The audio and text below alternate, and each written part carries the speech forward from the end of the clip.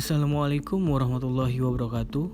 Perkenalkan, saya Ikhwanul Akbar, peserta Latsar CPNS Golongan 2 Angkatan 21, Kementerian Ketenagakerjaan Republik Indonesia. Pada kesempatan kali ini, saya akan memaparkan Learning Journal Agenda 3 tentang pelayanan publik. Apa yang dimaksud dengan pelayanan publik? Pelayanan publik adalah sebagai segala bentuk kegiatan pelayanan umum yang dilaksanakan oleh instansi pemerintahan di pusat maupun daerah dan di lingkungan BUMN ataupun BUMD dalam bentuk barang atau jasa dalam pemenuhan kebutuhan masyarakat sesuai dengan aturan dan tata cara yang ditentukan untuk memberikan kepuasan pada penerima layanan. Sebelum itu, kita harus tahu apa itu fungsi ASN. Ada 3 fungsi ASN, yaitu sebagai pelaksana kebijakan publik, pelayan publik, serta sebagai perekat dan pemersatu bangsa.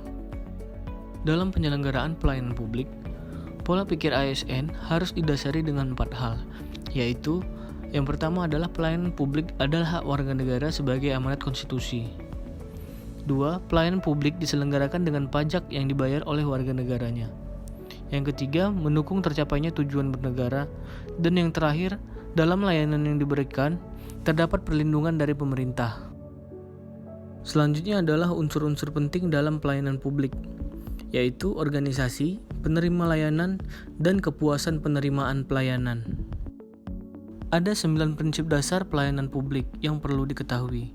Yang pertama adalah partisipatif, di mana pemerintah perlu melibatkan masyarakat dalam melaksanakan dan mengevaluasi hasilnya.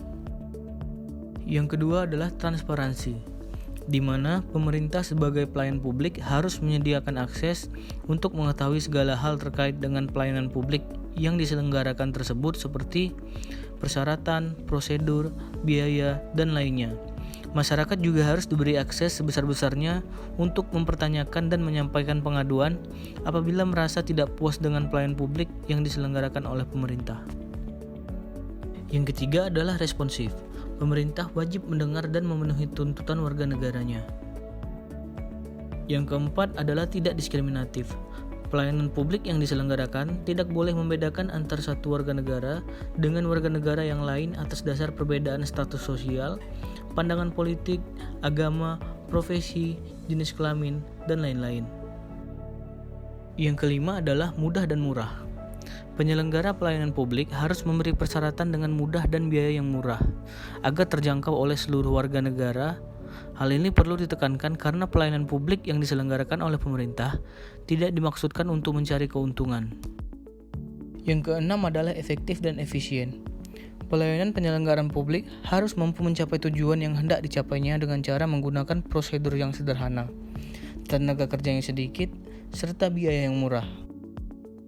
Yang ketujuh adalah aksesibel, di mana pelayanan publik harus dapat diakses oleh warga negara, dekat, dan mudah.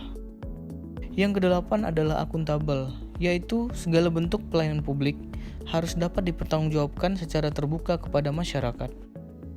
Yang kesembilan adalah berkeadilan, di mana penyelenggara pelayanan harus adil dan melindungi warga negara dari praktik buruk yang dilakukan oleh warga negara lainnya. Sekian learning journal yang dapat saya sampaikan. Assalamualaikum warahmatullahi wabarakatuh.